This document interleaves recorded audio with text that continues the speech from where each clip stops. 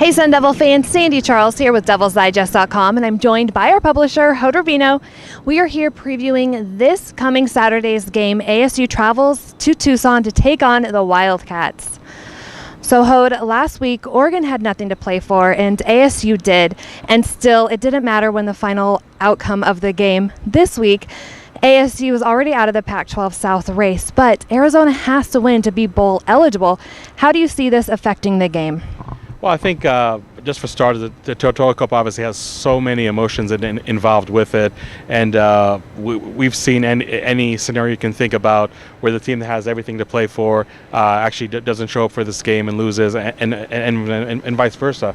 So I don't know if that aspect can play so much of a factor, because again, this is a game where you just really expect the unexpected. But I will say, I think that ASU is coming to this game much looser. And when I say much looser, it's obviously with somewhat of a heavy heart from an ASU perspective, because they missed out on a chance to win the Pac-12 South. But nonetheless, I think all the pressure is on Arizona. Like you said, they have to win to be bowl eligible. They're playing at home, and I think there's always more pressure when you do play at home. So I wonder myself how much that aspect can affect the Wildcats. I mean, are they really just going to be, too hyped, too juiced, so to speak, to play the game, especially in the first quarter? And can Arizona State really take advantage of it? Are they going to be undisciplined on both offense and defense? Can Arizona State capitalize on that? So I think that even though, again, this is a game where you have so many different factors and emotions involved in, I think this game also is one where U of A, maybe for a change, because I think it's been a while, that they might feel a little more pressure than Arizona State will for this Territorial Cup matchup. Okay, this Arizona offense can be very dangerous. They have a mobile quarterback in Khalil Tate and a very talented running back in J.J. Taylor. How can this Sun Devil defense slow down these Wildcats? Yeah, it's definitely going to be quite a challenge for Arizona State, which I felt that for the most part has done pretty well against mobile quarterbacks like Khalil Tate. But I think one thing that's maybe a little overlooked in this game is that Khalil Tate in the last 3 games has threw more touchdowns than he did in the first 7 games. And I think a lot of Arizona fans are really wondering how this Noel Mazzoni offense is going to fit Khalil Tate and his skill set. And definitely, it's been a very, very rough season in that sense, just for Khalil Tate to find his footing. Is he more of a throwing quarterback now? Is he more of a running quarterback right now? I think there was an internal struggle, if you will, that the Wildcats program has really had all season long. But it really feels that for the last three or so weeks they were able to figure it out, even though they absolutely got shellacked at Washington State. Khalil Tate did not have a bad game himself, but obviously didn't matter a lot in the grand scheme of things. So I think the Wildcats' passing game is something that Arizona State really absolutely cannot sleep on. I can definitely see them stacking the box, because if you're going to go down, you have to go down making every effort that you did try to stop Khalil Tate, J.J. Taylor in a very, very potent rushing attack. Arizona State feels comfortable putting cornerbacks Kobe Williams and Chase Lucas on an island. I think even though those two cornerbacks didn't have the greatest of first half against Oregon, I think second half as a whole, the defense played much better against the Ducks, and I think Kobe Williams and Chase Lucas were definitely two integral parts of that defense, playing much better. So I think that Arizona State is really going to take their chances with Arizona's passing game, even though it's been a pretty improved aspect of that program.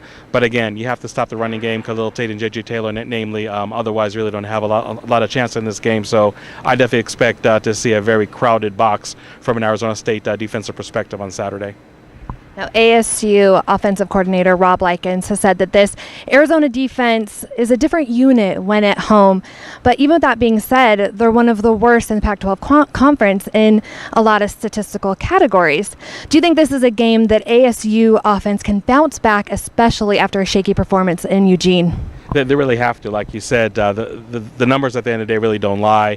And I understand that Rob Likens is telling his players not to provide any bulletin board material this week, and he's doing his part by being diplomatic about that. But even though the Arizona defense has probably had some better showings at home, at the end of the day, when you are at the bottom or very near the bottom in so many defensive statistical categories, like you said, then obviously you're not playing always up to par at home as well.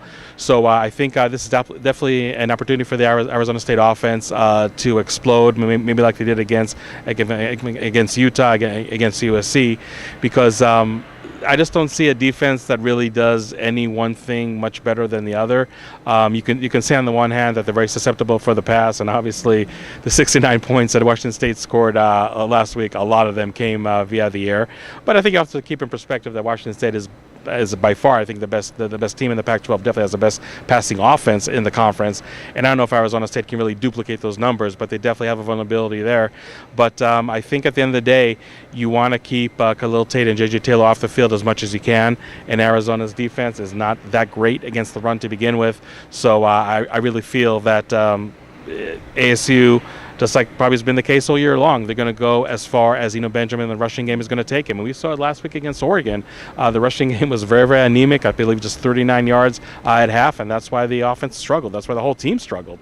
And the second half maybe wasn't a great offensive showing, but obviously much better than the first half. And Benjamin still was able to get over 100 yards, something that seemed very much in doubt in the first half. And that's something that really ignited the ASU offense. So I think that for ASU, you have to be really careful not to be tempted to test a secondary that is not in good shape right now, definitely coming off its worst showing just last week of the entire season, and really just go back to the approach that got you here, which really is a strong running game. Because after all, if you're going to be able to run the ball successfully on the ground, that's going to open the passing game anyway, and then you can really exploit what I think is a pretty big deficiency in the Arizona defense.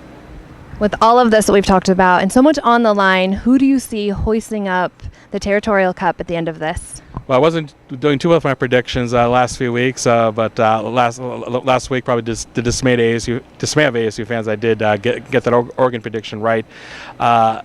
Again, you just can't really overstate the fact. I know we talk about it every year, this time of year, about how unpredictable this rivalry game is, this Territorial Cup contest, and I think that this really is no different. Like you said in your first question, U of A has everything to play for. ASU, besides bragging rights, pride, and maybe a better bowl selection, doesn't have much to play for. At the end of the day, I just feel that it is more pressure on Arizona as a whole. I mean, again, they're coming off a horrible showing, and I don't think it gives them any comfort that they lost to the best team in the Pac-12, a team that might even sneak into the college playoffs. I don't think that really negates what happened there in Pullman on last Saturday night, and I just kind of wonder how much U of A can bounce from that, again, with so much pressure, being at home and having a chance to notch bowl eligibility. These games usually are close. I don't expect this to be any different. I don't know if there'll be a last-second field goal involved, but I see Arizona State winning a close one, 30-27 in Tucson. Thank you so much. Keep it locked in at DevilsDigest.com for all of our in-game and post-game coverage this Saturday at the Territorial Cup, and of course throughout the December for all of our bowl coverage. For Rabino, I'm Sande Charles.